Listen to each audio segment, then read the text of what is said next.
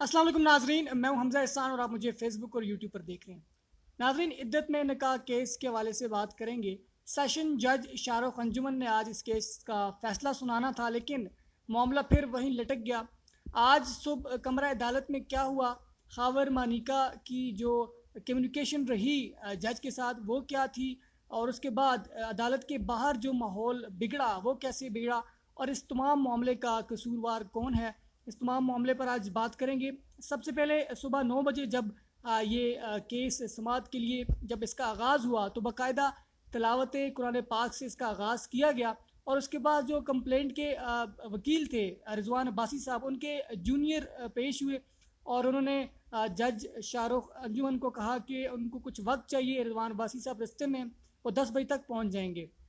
उसके बाद जब वो 10 बजे पहुंचे रिजवान अब्बासी साहब, जो खावर मलिका साहब के कौंसल हैं, वकील हैं, तो उसके बाद जो है वो जज साहब ने उनको दलाइल देने का कहा। हालांकि आज फैसले का दिन था, लेकिन फिर भी इसमें कुछ गुंजाइश रखी गई और जज साहब ने कहा जी आपके जो पिछली समात पर एक दो पॉइंट्स रहते थे वो आप पेश करें। लेकिन आज एक अजीब बात ये थी कि समात से पहले ही जो है वो अदालत में बड़ी बड़ी तादाद में जो है वो पीटीआई के लोग पहुंच चुके थे। खवातीन बड़ी तादाद में वहाँ पर मौजूद थी। कमरा अदालत रिजवान अब्बासी साहब के आने से पहले ही खिंचाखिंच भरा हुआ था।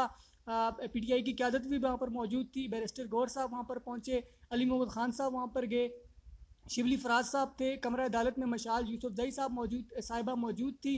और भरपूर जो है वो रश देखा गया।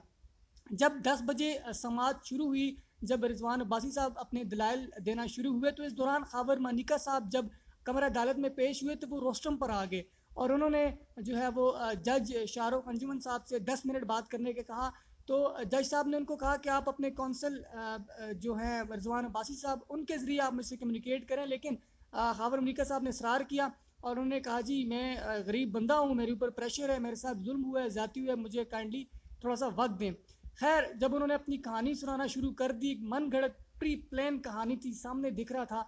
उन्होंने कहा जी मुझ पर बड़ा जुल्म हुआ है, मेरे साथ ज़्यादती हुई है, मेरे बच्चों पर बड़ी ज़्यादती हुई है, मेरे गांव में जो है वो लोग मेरे घर आना शुरू हो गए हैं।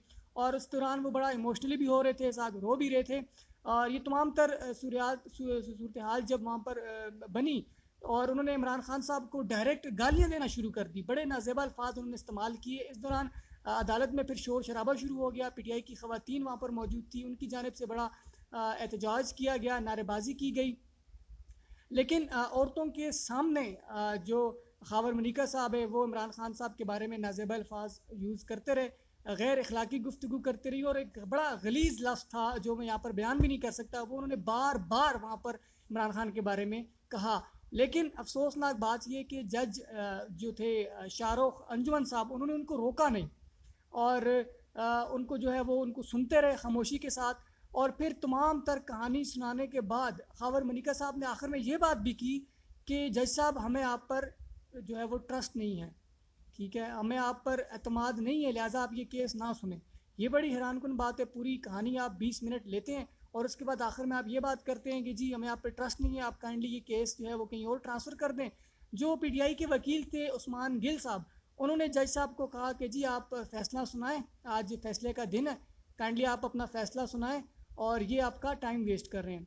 तो इस पर जज साहब ने कहा जी मैं फ़ैसला कैसे सुना सकता हूँ, इन्होंने तो मुझ पर डिसट्रस्ट का इजहार ज़ाहिर कर दिया है, इन्होंने मुझ पर अदम एतमाद ज़ाहिर कर दिया, तो ये केस मैं नहीं सुन सकता। तो फिर उन्होंने जो है वो दोबारा से लटका दिया। खैर, इस दौरान पीटीआई के वकला की जानब से भी नारेबाजी शुरू होगी। विशाल यूसुफ जई साहब भी वहाँ पर मौजूद थी, उन्होंने भी कुछ अल्फाज कहे। उन्होंने जज साहब को कहा जी आपने ही फैसला सुनाना है, या आपने सुनाना है या फिर किसी और जज ने सुनाना है। तो इस पर बाकी जो वकील वहाँ पर मौजूद थे उन्होंने उनको खामोश करवाया और जो नारेबाजी वहाँ पर शोर शराबा शुरू हो गया। फिर जज साहब ने कहा जी मैं ये केस नहीं सुन सकता, और उन्होंने फिर बाद में ख़त भी लिख दिया हाई कोर्ट कि आप ये केस कहीं और शिफ्ट कर दें। और ये खबर मलिका साहब ने इसरार किया था कि आप ये केस ना सुने, बल्कि आप ये केस कहीं और शिफ्ट कर दें।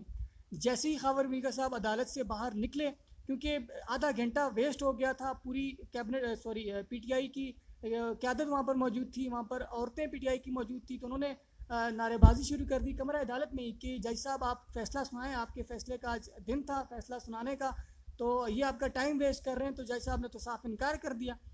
تو جب وہ باہر نکلے تو پھر شدید نعرے بازی وہاں پر جاری تھی. پی ٹی آئی کے جو کارکن وہاں پر موجود تھے ان کی جانب سے نعرے بازی شروع ہوگی, بوتلیں لگنا شروع ہوگی ہاور منیکا صاحب کو, اور پھر کچھ جو وہاں پر وکیل تھے پی ٹی آئی کے انہوں نے ان پر ہاتھ اٹھا دیا, ہاتھا پائی شروع ہوگی, ان کو گردن سے دبوچا, ان کو نیچے گرایا گیا, ان پر تھپڑ شروع کر دیے.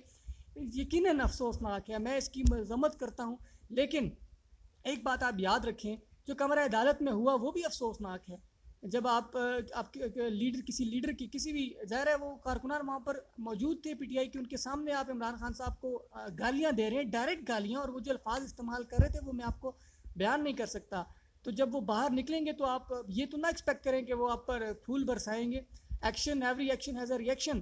تو خاور منیکا صاحب نے بھی یقیناً غلط کیا, اس کی بھی انکوائری ہونی چاہیے, بلکہ ان پر توہین عدالت لگنی چاہیے کہ انہوں نے جو عدالت کے ضابطہ اخلاق تھے, جو عدالت کے جو کچھ ٹرمز اینڈ کنڈیشنز ہوتی ہیں ان کو انہوں نے وائلیٹ کیا ہے, اور پھر باہر جو ہوا یقیناً اس کی بھی مذمت کرتے ہیں, اس کی بھی نشاندہی ہونی چاہیے.